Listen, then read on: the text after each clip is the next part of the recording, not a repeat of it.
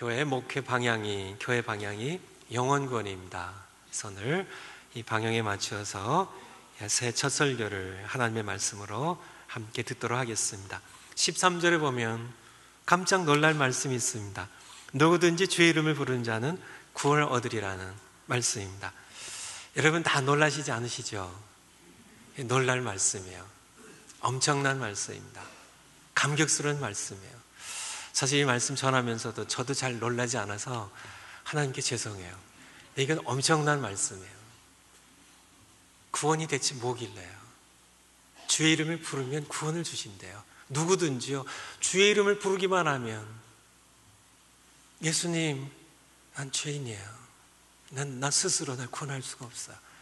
나를 구원해 주세요, 예수님. 부르기만 하면 구원 얻는데요. 이 구원이 무엇이길래요?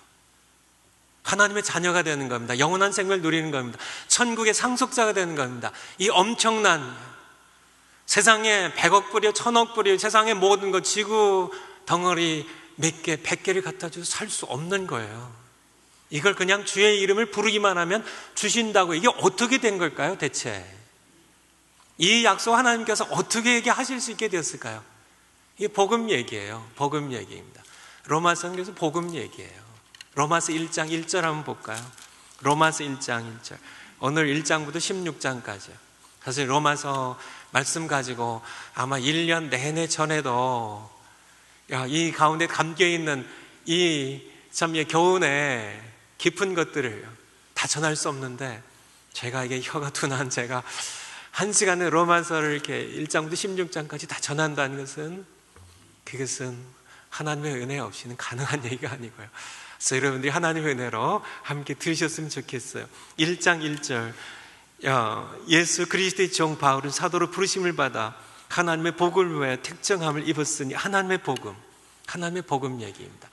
이 하나님의 복음 얘기는 로마서 전체 주제예요. 그리고 성경 전체의 주제입니다. 성경 자체가 하나님의 복음이에요. 복음 얘기입니다. 그래서 사도 바울은 이 복음의 감격을 아는 사람이에요. 그래서 로마서 보면 계속 복음 얘기입니다. 복음. 2절에 보면 이 복음은 복음에 대해. 9절에 보면 내가 그의 아들의 복음 안에서, 복음 얘기. 15절에 보면 그러므로 난 할 수 있는 대로 로마에 있는 너에게도 복음 전하기를 원하노라. 사도 바울이 우리 미경장을 기도하실 때 막 우리의 욕망이 꾹꾹 막 집어넣어도 펴져 나오는 것처럼, 사도 바울은 자신의 욕망이 아니라 그는 그리스도의 십자가에 못 박혀 죽었고요. 갈라디아서 2장 20절 말씀처럼 사도 바울은 그냥 삐져나온 것이 복음이에요. 그냥 눌러도 복음 얘기입니다. 복음. 내가 복음을 부르하지 않아는 이 복음은 모든 믿는 자에게 구원을 주신 하나님의 능력이 됨이라고. 첫째는 헬라인에게, 유대인에게, 그 다음은 헬라인에게, 모든 이방인들에게. 이 복음 얘기입니다. 17절에 복음에는 하나님의 의가 나타나서 믿음으로, 믿음에 이르게 하나니 기록된 바 오직 의인은 믿음으로 말미암아 살리라 함과 같으니라. 복음 얘기입니다. 두 번째, 우리가 이 복음을 이해하기 위해서는 필수적으로 하나님의 의를 이해해야 돼요. 하나님의 복음, 선지자들로 미리 약속하신 예수 그리스도를 통하여 이루실 하나님의 약속의 선물인데요, 전한 소식인데요. 복음을, 하나님의 복음을 이해하려면 복음에 나타난 무엇을요? 하나님의 의를 이해해야만 복음을 이해할 수 있습니다. 그렇다면 하나님의 의를 설명하는 것이 1장 18절부터 사도 바울이 하나님의 의를 설명하기 위하여 인간의 불의를 얘기하고 그것에 대한 하나님의 진노를 얘기합니다. 1장 18절부터 2장 16절까지 보면 사람들이 전반적으로 불의에 빠진 창조자 하나님, 참 창세로부터 그의 보이지 아니하는 것들 곧 그의 영원하신 능력과 신성이 그 만드신 만물 가운데 분명히 보여 알게 되나니 그러므로 저희가 핑계치 못할지니라. 하나님을 알되 1장 21절입니다. 하나님으로 영화롭게도 아니하고 감사치도 아니하고 생각이 스스로 허망해지고 어두워져서 참 우상을 섬기고 거짓된 것, 헛된 것들, 버러지 형상, 사람 형상을 만들어 놓고 오히려 하나님을 마음에 두기를 싫어하며 죄에 빠진 사람들에 대하여, 전반적인 사람들의 불의와 죄악에 대하여 2장 17절부터 3장 8절까지는요, 부름받은 그런 아브라함 동안에 부름받았던 유대인들의 범죄에 대하여 하나님 말씀하십니다. 기록된 바와 같이 하나님의 이름이 너희로 인하여 이방인 중에 모독을 받는도다 하는 말씀 그대로, 유대인들 때문에, 부름받은 그들 때문에 하나님의 이름이 오히려 이방인들 가운데 영광을 받는 것이 아니라 모독을 받는다고. 이 유대인들의 죄악에 대하여 그들도 똑같이 범죄했음을 다시 한번 3장 9절부터 18절까지 보편화된 인류의 모든 범죄에 대하여 유대인도 헬라인도 모든 이방인도 모든 인류가 죄 아래에 있다고 하나님 말씀하고 계시고 선언하고 계십니다. 기록된 바 의인은 없나니 하나도 없으며 깨닫는 자도 없고 하나님 찾는 자도 없고 다 한가지로 치우쳐 무익하게 되고 선을 행하는 자도 없나니 하나도 없다고요. 하나님을 두려워할 줄 모르는, 모두 치우쳐 죄 아래 빠진 인간에 대하여 말씀하고 계십니다. 그런 인간의 불의를, 죄악을 하나님의 의는 심판하실 수 없다는 것이 1장 18절부터 시작된 것이 하나님의 진노가, 하나님의 진노입니다. 하나님의 심판입니다. 하나님의 심판에 대하여 말씀하시. 빛이 어둠을 용납할 수 없는 것처럼 본성적으로 의로우신 하나님께서는 사람들의 불의와 죄악을 용납하실 수가 없으신 분이에요. 하나님 끊임없이 말씀하시죠. 호세아서 10장 12절, 너희는 자기를 위하여 의를 심고 의를 심으라고요. 긍휼을 거두라고요. 아모스서 5장 21절부터 보면 너희의 절기를 내가 미워한다고요. 너희 성회를 내가 싫어한다고요. 너희 예배를 내가 받지 않겠다고요. 너희의 번제와 소제를, 너희 예물을 내가 받지 않겠다고요. 너희의 찬송 드리는 그 소리도 내가 듣지 않겠다고요. 이사야서 1장 말씀에 너희가 마당만 밟을 뿐이라고 내 앞에 들여 모이는 모든 성회와 모든 집회와 모든 예배와 모든 예물이 내가 그것을 지기에 곤비하다고요. 내가 싫다고요. 내게 무거운 짐에 불과하다고요. 더 이상 내게 나오지 말라고. 내게 참 예물도, 내게 예배도, 내게 찬송도 내게 드리지 말라고. 하나님께서 거듭거듭 말씀하신 겁니다. 오직 공법을 물같이 공의를 하수같이 흘릴지로다는, 너희가 정의를, 내 의를 강물이 흘러가듯 그렇게 흘러가게 하는 그런 삶을 살지 않으면, 너희의 악업을 씻고 너희 손에 피를 씻지 아니한다면, 너희들이 과부와 고발을 억압하고 가난한 자를 멸시하고 그렇게 악하게 살아가는, 미워하고 살아가는 그러한 삶에 너희가 벗어나지 아니한다면, 하나님의 말씀입니다. 내가 너를 심판할 수밖에 없다는, 나는 그런 예배를 받지 않는다는 하나님의 의입니다. 하나님의 의예요. 오늘날도 마찬가지입니다. 하나님의 의는 불의를 용납하실 수가 없어요. 빛이 결코 어둠을 용납할 수 없습니다. 그것은 분명한 사실이죠. 빛이 어둠을 품을 수 있다면, 용납할 수 있다면, 그런다 할지라도요, 하나님은 불의를 용납하실 수 없어요.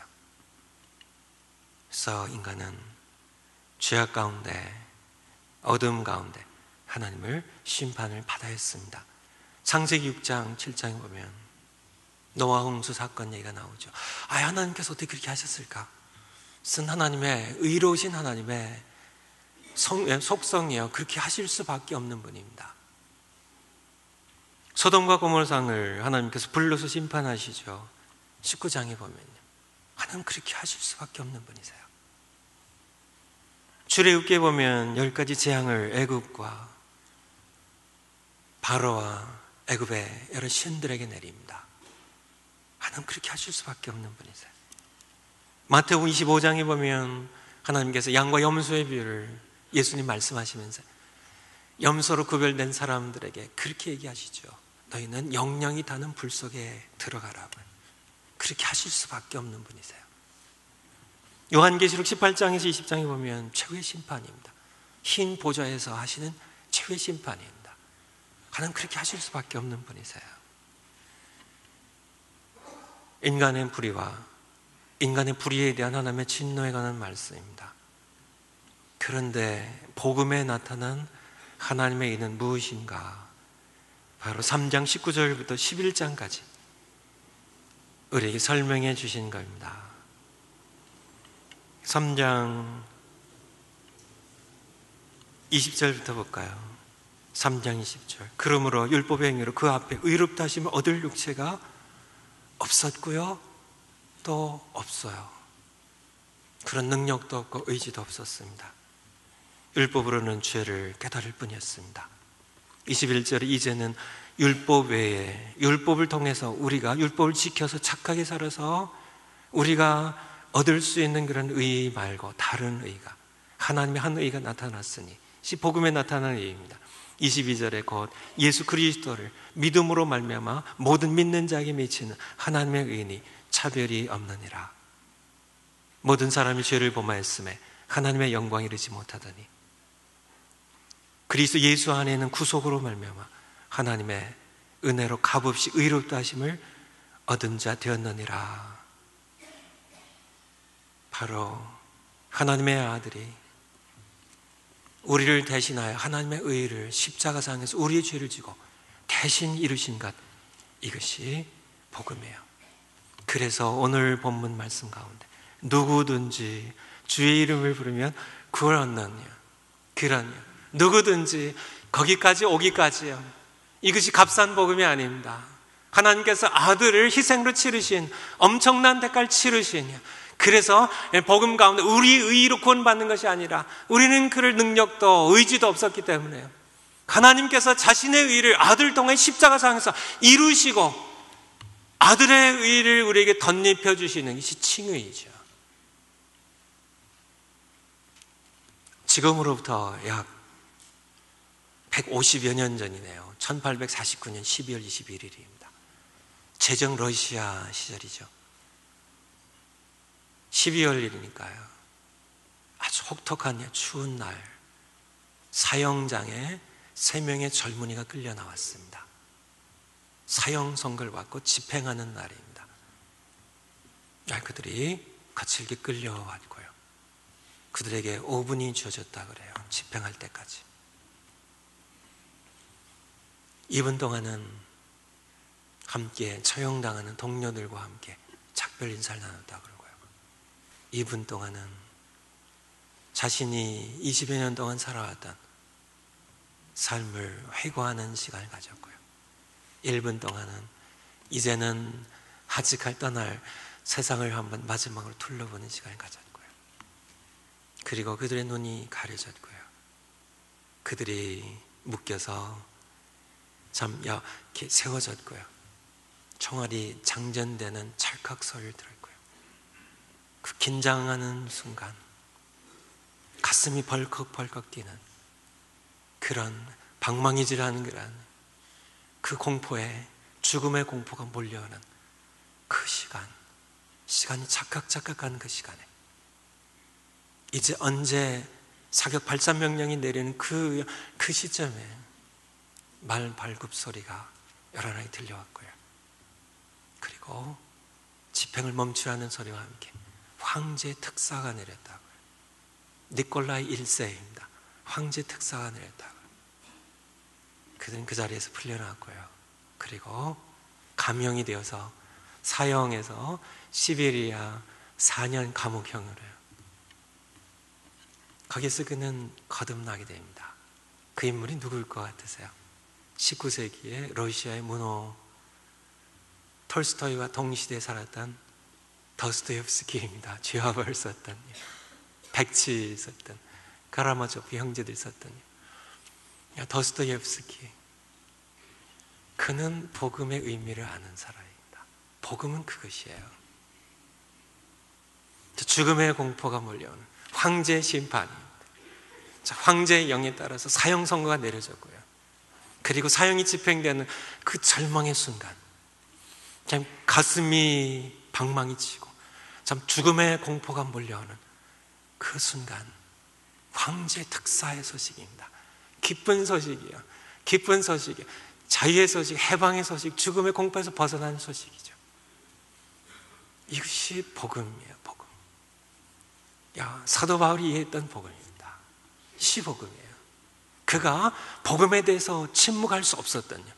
내가 복음을 부끄러워하지 아니한다고요. 참 내가 자유인이나 종이나 그러니까 유대인이나 이방인이야 누구에게나 내가 복음을 빚진 자라고 나는 복음을 전하고 너희도 복음 전하기 원한다고요. 내가 복음을 전하는 것을 복음을 부끄러워하지 않아. 이 복음은 모든 믿는 자의 구원을 주신 하나님의 능력이 됨이라고요. 유대인뿐만 아니라 헬라인, 이방인 모두에게 복음이 그의 마음 가운데 벅찬 감격이었습니다. 그도 율법이 열심히 있었던 자고요. 참 교회를 핍박했던 자입니다. 지만은 다메섹 도상에서 그가 다마스커스 가는 그런 길에서 예수를 만나게 되죠. 그러면서 그는 자신이 얼마나 죄인이었는지, 스데반 집사님을 죽이는 데 함께 가담했던, 율법으로 자신이 의롭다고 생각했지만은 그는 자신에 대해서 절망할 수밖에 없는 존재임을 그는 뼈저리게 느끼게 됩니다. 그래서 그는 자신을 죄인의 괴수라고 표현했던 것처럼 예수 그리스도를 만나기 전에 그는 절망과 하나님의 최후의 심판을 받아야 마땅한, 받을 수밖에 없는 그런 존재에 불과했음을, 그가 예수 그리스도를 만난 다음에 그는 그렇게 얘기하죠. 그 전에 어떻게 얘기하나요? 오라 나는 권고한 사람이로다. 누가 이 사망의 몸에서 내가 갇힌 이 사망의 몸에서 누가 나를 건져내라는 절망의 탄식입니다. 참 하나님의 심판에 놓여져 있는 자신의 공포에 두려움 속에서 외치는 신음소리예요. 오라 나는 권고한 사람이로다. 누가 이 사망의 몸에서, 이 절망의 몸에서, 심판받아 영원히 멸망당할 이 몸에서, 죄에 끌려가는 이 포로된 이 몸에서 누가 나를 건져내려는 그러한 탄식, 그러한 호소, 그러한 부르짖음. 거기서 그는 로마서 7장 24절입니다. 25절에 우리 주 예수 그리스도로 말미암아 하나님께 감사하리로다. 예수님 때문에. 예수님, 이것이 만왕의 왕이신 하나님의 아들을 보내셔 특사로서 우리를 사면하시는 이것이 복음이에요. 그런즉 누구든지 그리스도 안에 있으면 이제는 더 이상 정죄함이 없나니 그리스도 예수 안에 있는 생명의 성령의 법이 죄와 사망의 법에서 너를 해방하였습니다.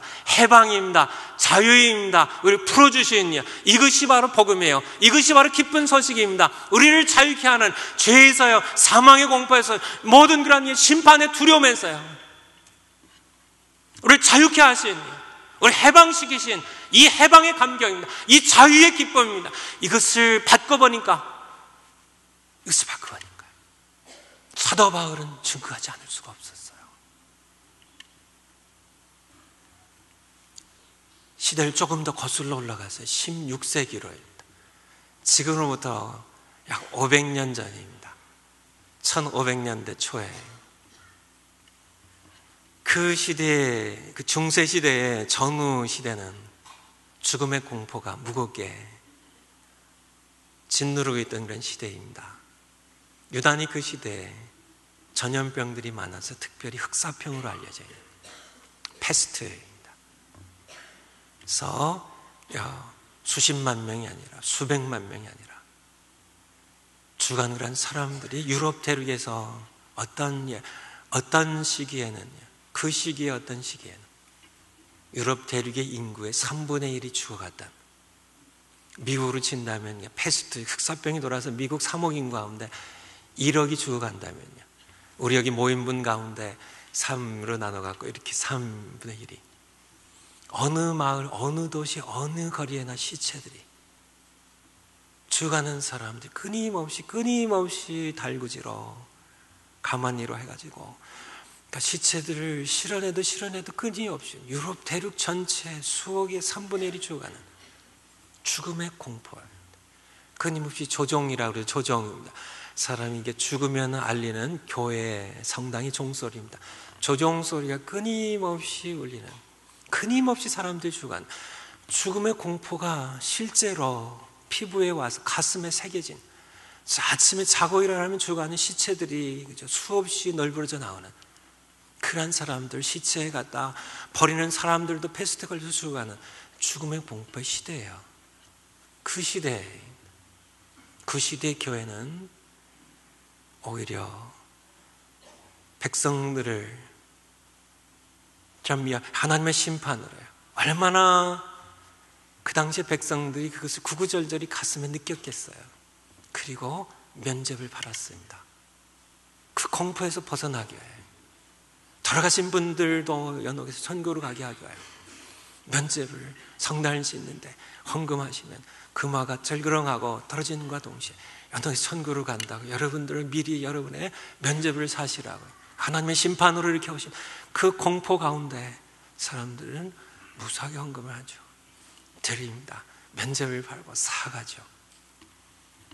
그 가운데 한 인물이 마틴 루터입니다. 마틴 루터는 원래 법학도였죠. 법학책을 가지고 늘 밤에 길을 걷다가 천둥 번개를 치는 그런 날입니다. 갑자기 번개가 자기 앞에 떨어집니다. 여러분 앞에 번개 떨어지는 거 경험해 보신 분 계시나요? 전체 앞에 번개 떨어지는 것을 경험해 봤습니다. 중고등학교 수련회 갔다가요. 비가 억수로 쏟아지는데요. 번개가 바로 앞에 우리 앞에 꽝 하고 떨어지는데요.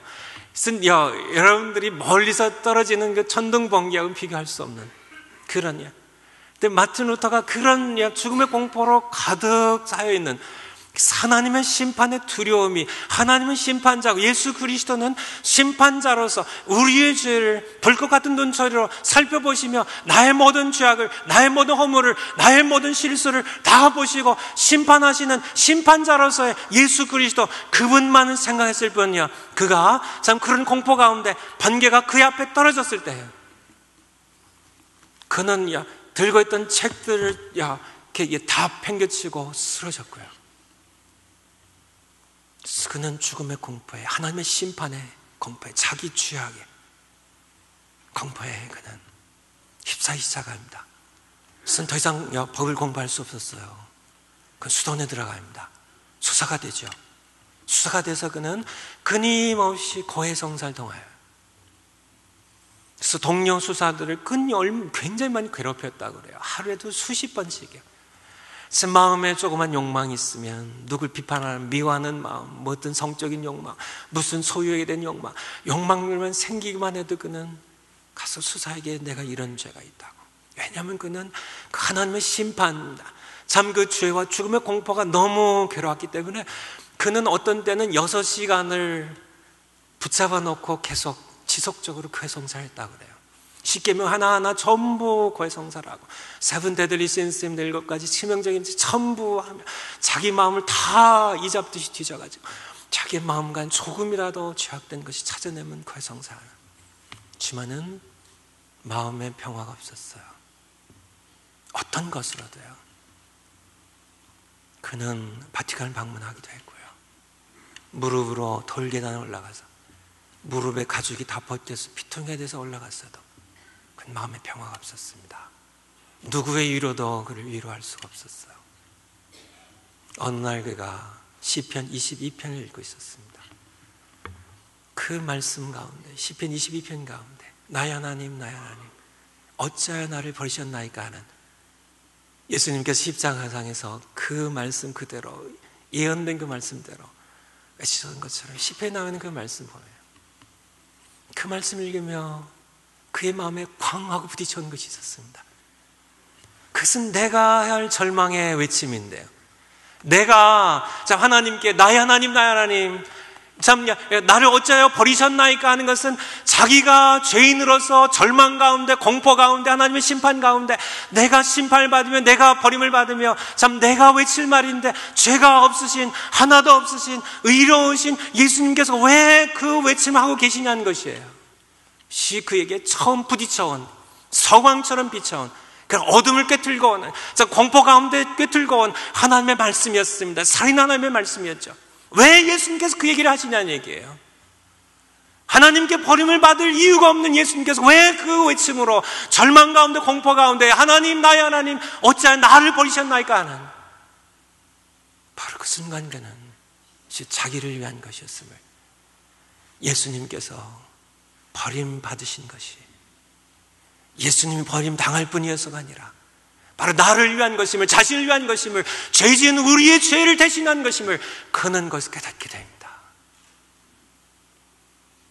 그리고 그가 로마서 읽게 되죠. 하나님의 인도하심이죠. 오직 의인은 믿음으로 말미암아 산다. 바로 우리가 함께 읽어왔던 이 말씀입니다. 예수 그리스도 안에는 구속으로 말미암아 하나님의 은혜로 값없이 의롭다 하심을 얻는 자 된다. 이 말씀입니다. 이 말씀을 그가 깨달았을 때 그는 어두움 가운데 환한 빛이에요. 그 공포 가운데 그 자유함을요, 그 감격이요, 참 그는 견딜 수가 없었습니다. 이 진리를 깨달았을 때요, 그가 느꼈던 그런 죄에 대한 두려움, 하나님의 심판에 대한 공포, 참 죽음에 대한 공포가 크면 클수록요, 큰 만큼 그는 거기에서 드디어 이 말씀에 의해서, 하나님의 말씀에 의하여 그가 자유함을 얻었을 때요, 아, 내가 자유라느냐, 내가 죽음의 공포에서, 하나님의 심판의 공포에서 내가 벗어났다는 예수 그리스도로 말미암아입니다. 예수 그리스도로 말미암아 예수님이 나를 위하여 하나님의 일을 성취하셨다는 겁니다. 그것이 복음이에요. 하나님의 복음입니다. 이것이 사도 바울이 전거하자 했던 바로 하나님의 복음이에요. 하나님의 복음을 이해하려고 하는, 복음에 나타난 하나님의 의를 이해해야 된다고요. 하나님의 의를 이해하려면 우리 불의를 깨달아야 되고요, 우리 불의를 심판할 수밖에 없는 하나님께서, 의로운 하나님께서 그의 의를 성취하기 위하여 그의 아들을 십자가에 우리 죄를 위하여 대신 죽게 하신 것. 그래서 예수님께서 다 이루셨다고요. 하나님의 의를 다 이루셨고 우리의 구속의 모든 것들을 다 이루신, 그래서 우리에게 완성품 구원의 선물을 우리에게 주신 것을 이루신 분. 그래서 오늘 설교 부분은 누구든지 주의 이름을 부르기만 하면 이 엄청난 권을요, 이 엄청난 권위입니다. 여러분이 가진 건 무엇을 가지고 이것을 사시겠어요? 여러분의 의로 사시겠어요? 여러분의 돈으로 사시겠어요? 여러분의 열정으로 사시겠어요? 무엇으로 하시겠어요? 천만에요. 한 가지 치우쳐 우리는 다 죄인이 되어버린, 하나님 찾는 이도 없고 구원 받을 수 있는 그런 사람들, 모든 사람이 죄를 범했으며 하나님의 영광에 이르지 못하는 우리들 위하여 예수님께서 우리가 받아야 하나님의 진노의 심판을 대신 받으신 것, 바로 로마서에서 말씀하신 내가 복음을 부끄러워하지 아니하노니 이 복음은 모든 믿는 자의 구원을 주신 하나님의 능력이 됨이라. 복음에는 하나님의 의가 나타나서, 복음에 나타난 의입니다. 복된 소식, 기쁜 소식이에요. 믿음으로 믿음에 이르게 나니 기록된 바 오직 의인은 믿음으로 말미암아 살리라는 하나님의 진노, 인간의 불의를 심판하신 하나님의 진노가 십자가상에서 아들에게 쏟아부으셨고, 그리고 하나님께서 아들이 이루신 그 의를 우리에게 덧입혀 주심으로, 이것이 복음입니다. 이것이 복음이에요. 오늘 설교 본문으로 다시 돌아가면요, 누구든지 주의 이름을 부르는 자는 구원하리라. 그래서 여기에 온 겁니다. 그냥 예수님 이름 부르면 그냥 구원을 받는 것이 아니라 바로 그렇게 해서 이루어진 거예요. 로마서 1장부터 이렇게 설명이 된 겁니다. 오늘날 복음을, 구원을 동대문 시장에, 남대문 시장에 싸구려 물건, 떨이요 하면서 1,000원이요 2,000원이 하면서 팔아넘기는 그런 싸구려 복음으로 전락시키는데, 아니에요. 하나님께서는 이 복음을 위하여, 자기 의를 성취하게 하여 아들을 희생시키셨습니다. 값진 복음이에요. 소중한 복음이에요. 사도 바울이 이것을 깨달았을 때, 마틴 루터는 그걸 깨달았을 때 그 감격을 로마서에 담은 겁니다. 그 감격을 종교교회에 담은 겁니다. 견딜 수가 없었습니다.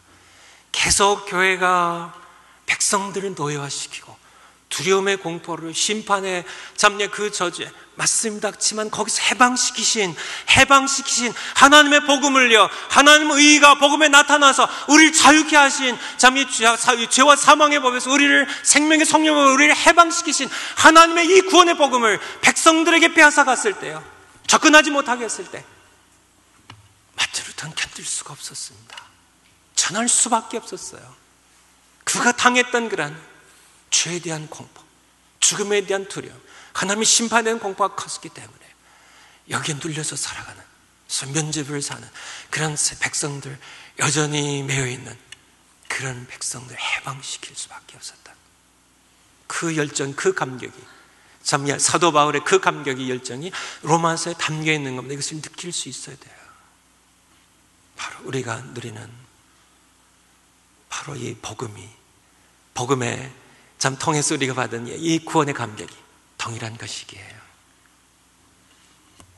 오늘 본문으로 돌아간다면 누구든지 주의 이름을 부르는 자는 구원을 얻으리라. 그렇게 해서 이루어진 겁니다. 그런즉 저희가 믿지 아니하는 일을 어찌 부르리요, 듣지도 못한 일을 어찌 믿으리요, 전파하는 자가 없이 들으리요, 보내실 받지 아니했으면 어찌 전파하리요. 기록된 바 아름답도다. 좋은 소식을 전한 자들의 발휘함과 같으니라. 슬 좀 성경에서 강조한 두 부분을 제가 좀 따로 뽑았습니다. 첫 번째, 두 가지인데요. 여기서 강조된 건 무엇인가요? 믿음은 들음에서 난다는 겁니다. 강조된 걸 어떻게 알 수 있어요? 17절을 보니까 거기 강조하고 계시거든요.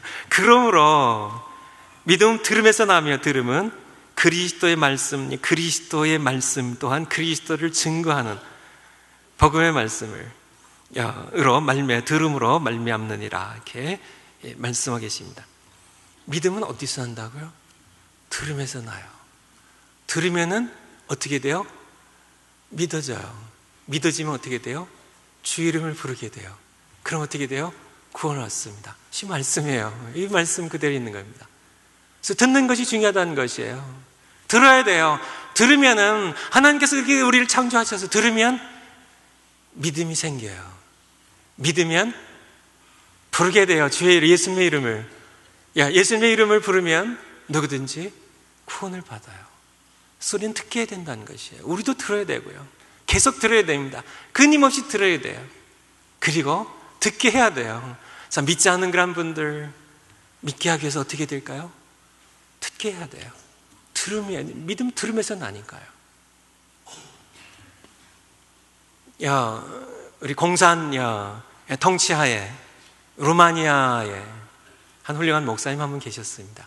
지금도 살아계시죠. 리차드 범브레드 목사님이라고요. 공산 통치하에 유물론입니다. 무신론이죠.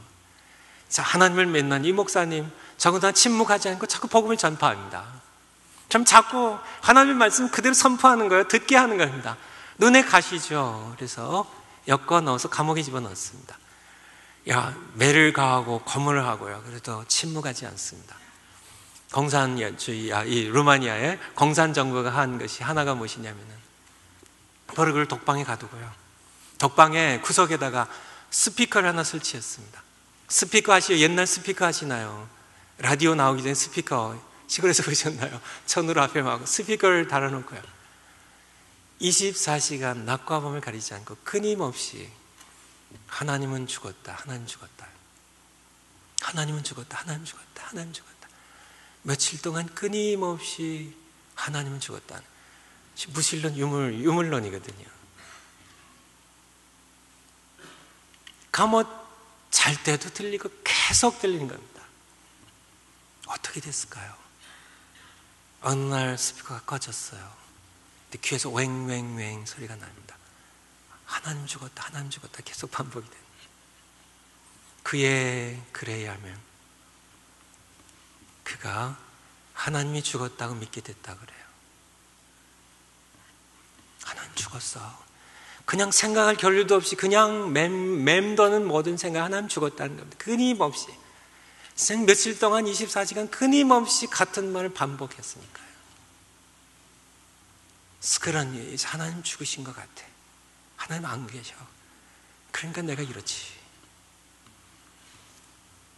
근데 그래서 끝났을까요? 하나님 포기하시지 않으시죠? 끝나지 않았습니다. 그가 요즘 순교자의 소리라고 The Voice of Martyrs라는 그런 인터넷의 그 웹사이트를 운영하는 분이세요. 기관을. 열흘 지났는데 이제 마음 깊은 곳에, 마음 저 깊은 곳에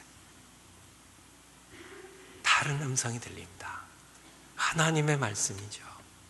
나는 살았다는, 나는 살아있다는 하나님의 말씀이요. 창세기부터 요한계시록까지 울려 퍼지는 그런 하나님의 말씀이요. 누구의 목소리가 이겼을까요? 하나님이 이기셨죠. 다시 다시 하나님의 음성을 듣고, 1917년도에 제정 러시아를 무너뜨리고 러시아 혁명이 성공을 하죠. 공산혁명이 혁명.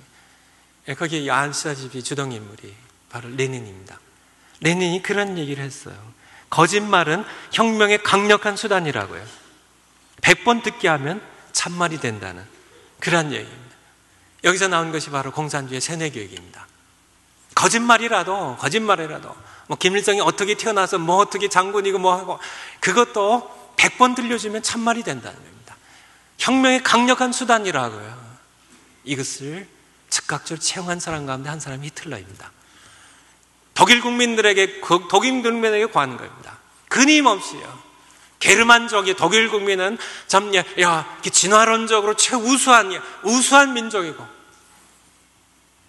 의리의 장애물이 되는 장애인들과 유대인들을 학살해야 우리가 다음 단계 진화론의 다음 사회 소셜 다윈이즘에 의해서 더 나은 단계로 나갈 수 있다는, 끊임없이 백성, 그 현명한 합리주의 철학의 백성들이, 독일 국민들이 무술을요 끊임없이 반복되는 그러한 듣는 것에 의해서 믿음을 갖게 되고 600만 명을 처형하게 되는, 장애인들 수없이 죽이게 되는, 믿음은 들음에서 난다는 성경, 하나님께서 우리를 지으셨기 때문에 우리 믿음이 어디서 나오는지를 분명하게 미리 말씀해 주고 계신, 믿음은 들음에서 난다. 들으면 믿게 된다는, 모든 상업 광고들 여러분 전부 다 그런 동일한 것입니다. 여러분 들으면은 믿게 돼요. 무슨 광고든지, 상업용 모든 광고, 냉장고 광고, 자꾸 이게 그것 보고 들으면 계속 우리를 세뇌시키는 겁니다. 그거 사면 좋고 행복해지고 참 음식이 맛있어지나요? 그런 것들 끊임없이 주의가 하는 플라시보 이펙트라는 그런 걸 들어보셨을 거예요 아마. 2차 세계대전 때 야전 병원에서 일어난 일입니다. 막 부상병들이 부상병이 너무나 몰려옵니다. 근데 약이 떨어졌어요. 그 중에 한 의사가 진짜 마음이 아픈 겁니다. 이게 약 쓰면, 진통제 쓰면, 이거 항균제 쓰면 되는데 약이 떨어졌어요. 쓰면 되는데 안타까운 마음 가운데 살짝 환자를 속입니다. 한번 해본 거예요. 가짜 약을 투입했어요. 이것 약이라고요.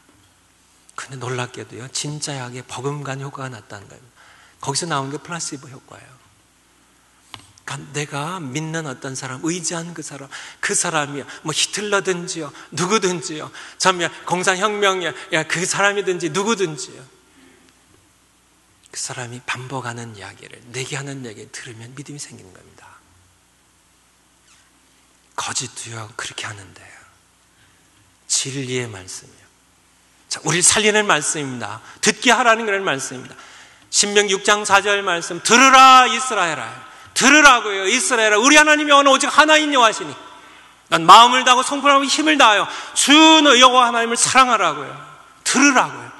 요한계시록 2장 3장 거기에 7번 반복되는 말씀이 한 2개 있지만은 3개 있지만은 그 가운데 하나 뭘까요? 오늘 말씀 비춰보면 귀 있는 자들은 성령이 교회들에게 하시는 말씀을 들으셔야 됩니다. 디모데후서 4장 1절 말씀, 디모데후서 4장 1절 말씀 한번 같이 한번 찾았어요. 디모데후서 4장 1절 말씀, 디모데후서 4장 1절 말씀. 346명입니다.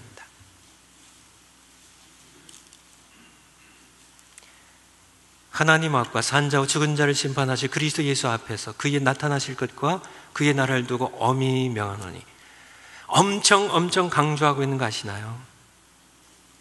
명하는데요, 엄히 명하는데요, 하나님 앞에서 엄히 명하는 겁니다. 그리고 산자와 죽은 자를 심판하실 그리스도 예수 앞에서요, 그가 다시 오실 것과 그의 나라를 두고 엄히 명하노니. 대체 어떤 얘기를 하시려고 이렇게 엄하게 강조해가고요. 엄히 명하노니 어떤 말씀인가요? 2절에 너는 말씀을 전파하라는 겁니다. 듣게 하라는 겁니다. 말씀 전파하라는 것이에요. 때를 어떤지 못 어떤지 항상 점령 백성들로 하여금 내 말을 듣게 하라는 얘기입니다. 전파하라고요. 전파하라고요. 3절에 보면 때가 이르니 사람이 바른 교훈을 받지 아니하여 귀가 가려워서 자기의 사역을 쫓을 스승을 많이 두고 또 그 귀를 진리에서 돌이켜 허탄한 이야기를 쫓으리라 하는, 다른 걸 듣습니다. 이제 귀가 가려워서요. 허탄한 이야기를 듣습니다. 많은 그런 허탄한 이야기들 너무나 많이 듣고 있어요. 너무나 많이 또 들려옵니다. 무진장으로 인터넷을 통하여 무슨 여러 가지 언론기관을 통하여 무수하게 들려와요.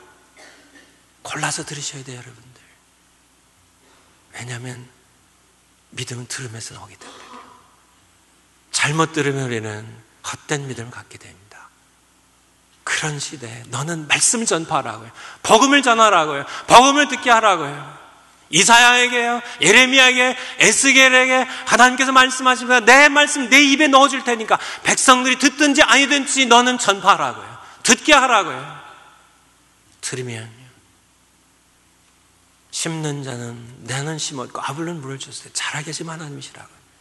사도 바울의 고백처럼 들으면 내가 싹이 나게 하고 자라게 할 테니까, 믿음이 자라게 할 테니까 너는 그냥 듣게 하라고, 전파하게 하라고. 바로 믿음은 들음에서 난다는 게 중요합니다. 2013년 우리가 영혼권 하는데요, 예수님을 불러야 될 사람, 그분에게 듣게 하세요. 듣든지 안 듣든지 듣게 하세요. 듣게 하면 때가 되면 믿음이 생기고요, 믿음이 생기면 죄를 부르고요, 구원을 받게 될 것입니다. 두 번째 중요한 것입니다. 두 번째 강조한 건 무슨 말씀일까요? 보내심을 받지 아니하였으면 어찌 전파하리요? 기록된 아름답다 좋은 소식을 전하는 자들의 발휘함과 같으니라. 이 말씀 보니까요, 바로 구원의 역사는 파송에서 시작된다는 겁니다. 그래서 파송되어 받고 가는 발이 얼마나 아름다운가. 보내심을 보내야 전하고요, 전해야 듣고요, 들어야 믿고요, 믿어야 부르고요, 부르면 구원 얻어요. 그래서 보내심, 파송에 관한 말씀입니다. 그러므로 예배 시간 가운데 가장 엄숙한 시간은, 다 엄숙한 시간이지만은요, 오늘 말씀에 비추어서 말씀드린다면 예배 시간 가운데 가장 엄숙한 시간은 막 끝나고 막 서둘러서 가시는데요, 바로 파송 시간입니다. 하나님의 명을 따라 교회가 세상을 향해 나간 시간입니다. 교회는, 여러분이 교회는 나오는 게 아니에요. 여러분 아시죠? 교회는 나오는 게 아닙니다. 교회는 여러분 자신들이 교회입니다. 교회가 예배 시간이 끝날 때 파송을 받았어요. 하나님의 명을 따라 아버지께서 나를 보내신 것 같이 나도 너를 보내노라 하시는 예수 그리스도의 파송에 따라 교회가, 여러분이 세상을 향하여 소금과 빛이 되기 위하여 나아가는, 세상으로 하여금 복음을 듣게 하기 위해 나아가는 이 시간은 엄숙한 시간입니다. 예수 그리스도 여러분을 파송하는 시간이에요. 그럼 세상에 나가서 어떻게 해야 될까요? 12장부터 16장까지의 말씀입니다. 신자의 삶입니다. 가서 신자의 삶을 사세요. 여러분 자신이 구별된 거룩한 삶을 살아가는 겁니다. 성화의 삶입니다. 예수님 닮아가는 삶입니다. 바로 가정에서 살아셔야 돼요. 직장에서 살아셔야 돼요. 그런 삶입니다. 의롭지 않은 나를 정확하게 저의 얘기이고 여러분의 얘기입니다. 의롭지 아니한 나를 예수 그리스도 안에서 의롭다 하셨기 때문에 그것이 칭의입니다. 칭의라는 말은 나는 더러운 사람이에요. 죄인이에요. 뼛속까지 죄인이에요.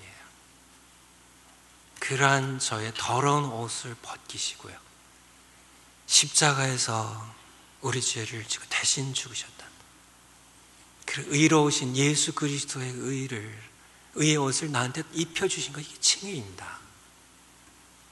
그 순간에 우리는 구원받을 그 당시에 우리는 속사람은 어둠의 사람이에요. 죄인 그대로입니다. 그냥 은혜로입니다.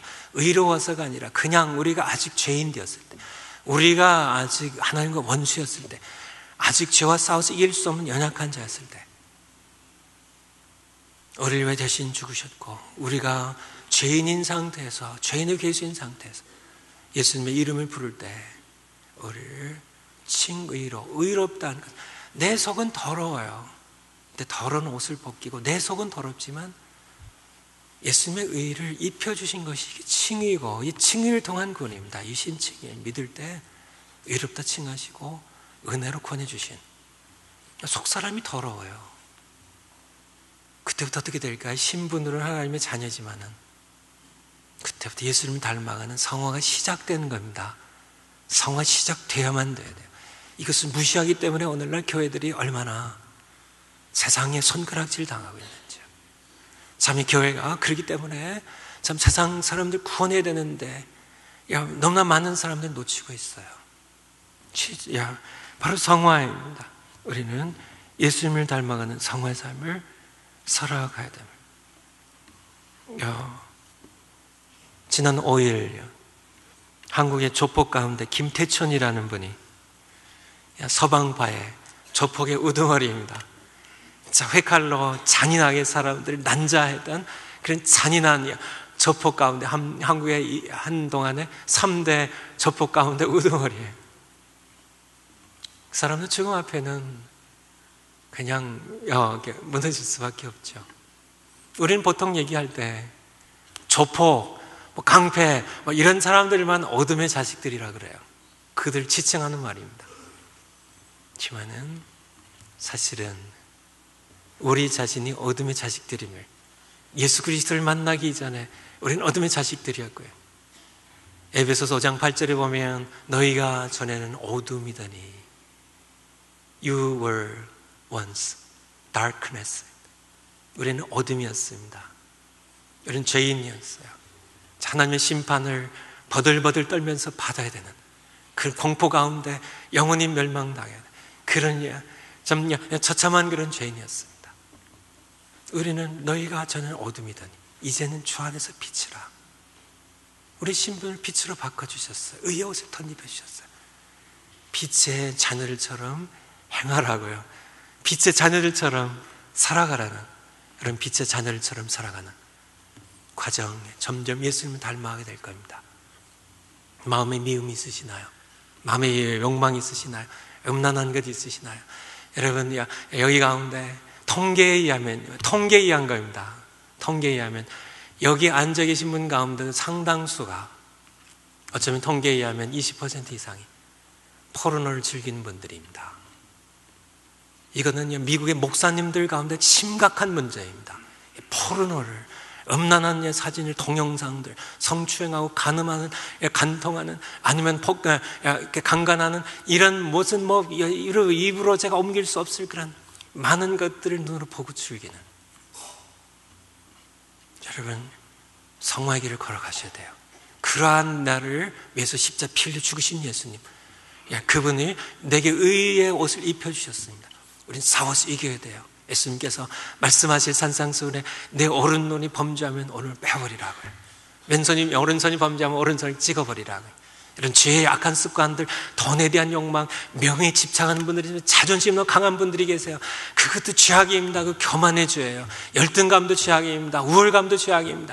참 여러분들이 너무 과시욕, 탐욕, 무슨 소유욕, 이런 것들, 이러한 욕망들, 죄 습관들이 있으면 새해를 시작하시면서 여러분들이 끊어버리시기 바랍니다. 예수 그리스도 안에 여러분의 신분이 이제는 주 안에서 빛이에요. 예수님 안에 있는 빛을입니다. 여러분이 성화길을 걸어가셔야만 돼요. 바로 마지막 말씀이에요. 로마서 12장부터 마지막까지의 말씀입니다. 여러분의 몸을 그분께 드려가지고 그분이 기뻐하실 산제사로 여러분의 몸을, 여러분의 삶을 드려서 그분이 여러분을 빛의 자녀로 빚어가시도록 예수님 닮아가도록 하시는 겁니다. 아픔이 있더라도 찍어내버리는 겁니다. 오른팔 찍어내버리듯이요. 아예 거들떠보지 않아야 돼요. 호기심으로 아예 날 유혹하는 거 있으면 찍어내어 버리세요. 접근하지 마세요. 아예 시작도 하지 마세요. 예수 그리스도를 닮아가는 성화의 길에 관한 말씀입니다. 숙제입니다. 주의 이름을 불러야 할 한 사람을 정하고 기도를 시작하기. 많은 분들 해도 좋습니다. 그렇지만은 딱 한 사람은 내가 2013년 동안 내가 듣게 하겠습니다. 믿기만 하면 믿는데요. 믿으면 부르는데요. 그러면 구원 얻는데요. 다른 것은 다른 저희가 없습니다. 아무것도 없어요. 사람이 만드는 어떤 그런 종교도요, 어떤 그런 돌을 닦고 어떻게 자신을 참 수양을 하고 어떻게 한다 할지라도 다 안 돼요. 될 수 있었다면 하나님의 아들이 우리를 위해 죽지 않으셨을 겁니다. 없었기 때문에, 다른 길이 없었기 때문에, 다른 길이 없었기 때문에 하나님의 아들이 우리를 위해 대신 죽으셔서 그분의 의를 덧입혀 주신 겁니다. 산 사람을 정확히 기도하기 시작합니다. 두 번째, 아직 구원을 받지 못하신 분들 계시면, 오늘 잘 들으셨습니다. 들으셨죠? 하나님께서 믿으면 주실 겁니다. 부르세요. 진심으로 부르세요. 하나님, 나를 스스로 구원할 수 없는, 내 욕망과 싸울 수도, 잠깐 싸운다 할지라도 이길 수 없는, 죄를 이길 수 없는, 사망의 권세를 이길 수 없는 그러한 불쌍한 죄인입니다. 예수님, 나를 십자가에 빌려 주신 거 내가 믿기로 하겠습니다. 내가 믿겠습니다. 나를 구원해 주세요. 부르기만 하면, 예수님의 이름을 부르기만 하면 구원을 얻습니다. 교회 안에 교회 안에 머무셔야 돼요. 여러분이 귀에 잘 믿어지지 않아도요, 여러분이 들으면서 하나님께서 여러분들에게 믿음을 선물로 주실 겁니다. 세 번째 숙제, 구원 받으신 분입니다. 로마서를 한번 다시 읽으시면 좋겠어요. 사도 바울이 감격으로 쓴 겁니다. 그는 그냥 어떻게든지 그의 입에서는 복음입니다. 그냥 복음과 복음의 내용이에요. 그 감격의 복음을, 이 해방의 복음을, 진정한 자유의 복음을 여러분들이 한번 다시 기도하고 음미하면서요, 나를 자유케 하신, 죄와 사망의 법에서 나를 예수 그리스도 안에서 생명의 성령의 법이 나를 해방시키신 이 복음의 감격을 다시 한번 누리시는, 그리고 의롭게 살면서 예수님을 닮아가는 성화의 길, 이 길은 순종의 길입니다. 걸어간 여러분들 모두 되시길 축원을 드립니다. 잠시 기도하시겠습니다.